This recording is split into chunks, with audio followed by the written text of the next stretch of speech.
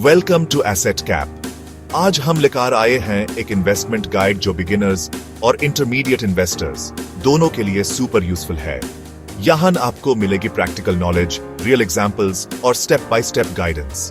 इस वीडियो में आप सीखेंगे म्यूचुअल फंड्स की solid understanding, stock market analysis के टेस्टेड मेथड्स और एडवांस्ड स्ट्रैटेजीज जो आपके इन्वेस्टमेंट पोर्टफोलियो को नेक्स्ट लेवल तक ले जाएंगी।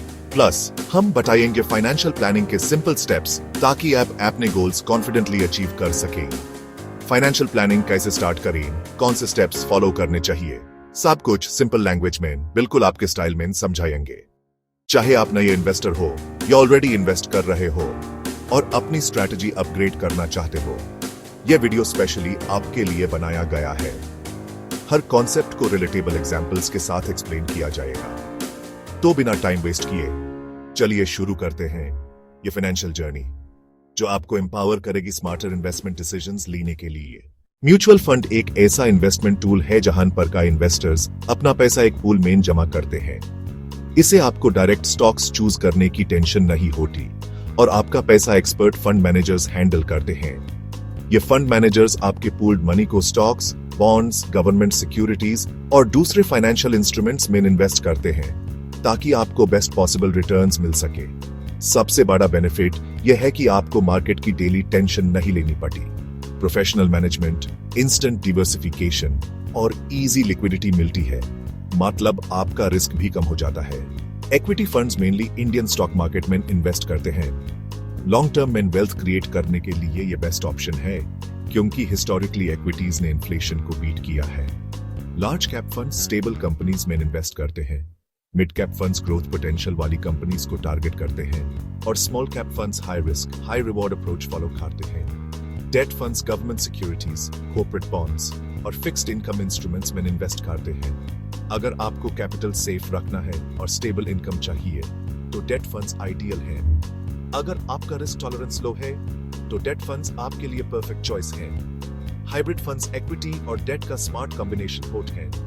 कंजर्वेटिव हाइब्रिड फंड्स में डेट ज्यादा होता है फॉर सेफ्टी और अग्रेसिव हाइब्रिड फंड्स में इक्विटी ज्यादा होता है for growth. Systematic investment plan यानी एसआईपी एक सुपर सिंपल और डिसिप्लिन्ड तरीका है इन्वेस्ट करने का, जहां आप हर मंथ एक फिक्स्ड अमाउंट इन्वेस्ट करते हो बिना मार्केट टाइमिंग के टेंशन के। एसआईपी का सबसे बड़ा बेनिफिट है रूपी कॉस्ट एवरेजिंग। जब मार्केट हाई होता है आपको कम यूनिट्स मिलते हैं और जब मार्केट लो होता है आपको ज्यादा यूनिट्स मिलते हैं। इसे लॉन्ग टर्म में कॉस्ट एवरेज हो जाती है। इस मेथड से मार्केट की वॉलेटिलिटी का इंपैक्ट कम हो जाता है और आपको लॉन्ग टर्म में बेटर एवरेज प्राइस मिलता है। एग्जाम्पल लेते हैं, मान लीजिए आप हर मंथ RS 10,000 SIP करते हो और एवरेज एनुअल रिटर्न 12% मिलता है। 10 साल में आपका टोटल इन्वेस्टमेंट RS 10 लाख होगा, लेकिन मैच्योरिटी अमाउंट करीब RS 30 लाख हो सकता है। यानी RS 11 लाख का एक्स्ट्रा वेल्थ सर्फ कंपाउंडिंग और रेगुलर इन्वेस्टमेंट की पावर से क्रिएट होता है। SIP डिसिप्लिन और पेशेंस दोनों रिवॉर्ड करता है। जब भी आप म्यूचुअल फंड सिलेक्ट करते हो, short term market ups and downs को इग्नोर करो। कम से कम 3 साल का हिस्टोरिकल परफॉर्मेंस जरूर चेक करो ताकि आपको फंड की रियल कंसिस्टेंसी समझ आए। एक्सपेंस रेशियो पे ध्यान दो। हर एक्स्ट्रा 8% एक्सपेंस रेशियो आपके लॉन्ग टर्म रिटर्न्स को काफी इंपैक्ट कर सकता है। Low expense ratio well funds usually better होते हैं। फंड मैनेजर का एक्सपीरियंस, फंड हाउस की रेपुटेशन, AUM यानी एसेट्स अंडर मैनेजमेंट और इन्वेस्टमेंट फिलॉसफी, ये सब फैक्टर्स को अच्छे से इवैल्यूएट करो बिफोर इन्वेस्टिंग। हमेशा उन फंड्स को प्रेफरेंस दो जो कंसिस्टेंटली अच्छा परफॉर्म करते हैं, न कि सिर्फ हाई रिटर्न्स दिखाने वाले टॉप परफॉर्मर्स को। कंसिस्टेंसी इज द रियल की। स्टॉक मार्केट बेसिकली एक प्लेटफॉर्म है जहां कंपनीज अपने शेयर्स बेचती हैं और इन्वेस्टर्स उन्हें खरीदते हैं। यहां पर ओनरशिप का एक्चुअल ट्रांसफर होता है, मतलब आप कंपनी के रियल हिस्सा बन जाते हो। जब आप किसी कंपनी का शेयर खरीदते हो तो आप उस कंपनी के प्रोपोर्शनल ओनर बन जाते हो, मतलब कंपनी ग्रो करेगी तो आपका पैसा भी ग्रो करेगा। कंपनी प्रॉफिट कमाती है तो आपको डिविडेंड मिल सकता है और अगर शेयर प्राइस बढ़ता है तो आपको कैपिटल गेन भी होता है। यानी दोनों तरह से पैसा बन सकता है। मार्केट कैपिटलाइजेशन यानी मार्केट कैप कंपनी की टोटल मार्केट वैल्यू को दिखाता है। Large cap companies usually stable होती हैं, मिड कैप में ग्रोथ पोटेंशियल ज्यादा होता है और स्मॉल कैप में रिस्क भी ज्यादा और रिवॉर्ड भी ज्यादा हो सकता है। प्राइस टू अर्निंग्स रेशियो यानी पीई रेशियो बताता है कि शेयर प्राइस कंपनी की अर्निंग्स के कंपैरिजन में सही है या नहीं। लो पीई जनरली अंडरवैल्यूड स्टॉक दिखाता है। हाई पीई ग्रोथ या ओवर वैल्यूएशन का सिग्नल हो सकता है। डिविडेंड यील्ड का मतलब है कंपनी आपको हर साल कितना डिविडेंड दे रही है compare to share price. High dividend yield वाले स्टॉक्स इनकम फोकस्ड इन्वेस्टर्स के लिए बेस्ट होते हैं। फंडामेंटल एनालिसिस स्टार्ट होता है बिजनेस मॉडल को समझने से। देखो कंपनी का मेन बिजनेस क्या है, रेवेन्यू कैसे आता है, टारगेट मार्केट कौन है और कंपटीशन कैसा है, यह सब क्लियर होना चाहिए। स्ट्रॉन्ग मोड्स वाली कंपनीज यानी जो अपने सेक्टर में अलग और पावरफुल पोजीशन रखती हैं, उनको प्रेफरेंस देना चाहिए। फाइनेंशियल हेल्थ चेक करने के लिए बैलेंस शीट देखनी होती है। डेब्ट टू इक्विटी रेशियो जितना कम हो उतना बेटर। कम लोन वाली कंपनीज ज्यादा स्टेबल होती हैं। इनकम स्टेटमेंट में रेवेन्यू ग्रोथ, प्रॉफिट मार्जिन और अर्निंग्स कंसिस्टेंसी पे फोकस करो। कैश फ्लो स्टेटमेंट से पता चलता है कि कंपनी की ऑपरेशंस कितनी एफिशिएंट हैं और लिक्विडिटी पोजीशन कैसी है। रिटर्न ऑन इक्विटी यानी रोए ये मेजर करता है कि कंपनी अपने शेयर होल्डर्स के पैसे से कितना प्रॉफिट कमा रही है। 20% से ऊपर का रोए जनरली एक्सीलेंट माना जाता है। एग्जाम्पल के लिए एक एस्टैब्लिश्ड इंडियन कंपनी का एनालिसिस ले लो।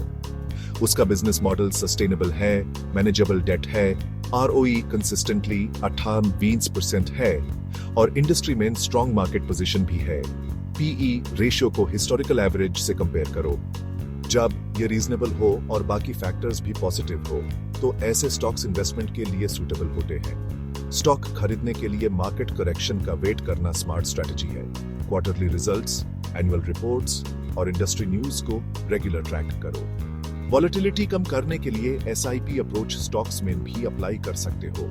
डिसिप्लिन से इन्वेस्ट करते रहो, लॉन्ग टर्म में रिजल्ट्स मिलेंगे।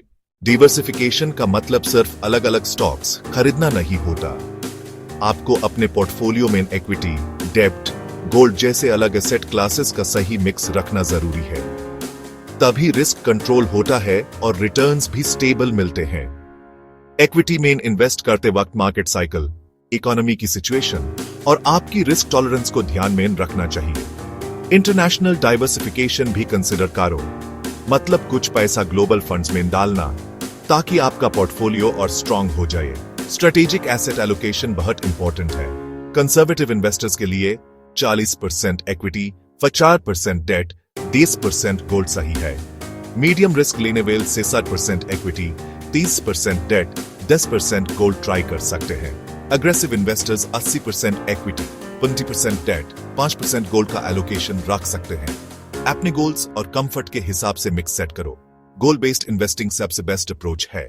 शॉर्ट टर्म गोल्स 1-3 इयर्स के लिए debt instruments, medium term 3-7 years के लिए हाइब्रिड फंड्स और लॉन्ग टर्म 7 इयर्स के लिए इक्विटी फोकस्ड इन्वेस्टमेंट्स परफेक्ट हैं। हर गोल के लिए अलग स्ट्रैटेजी बनाओ।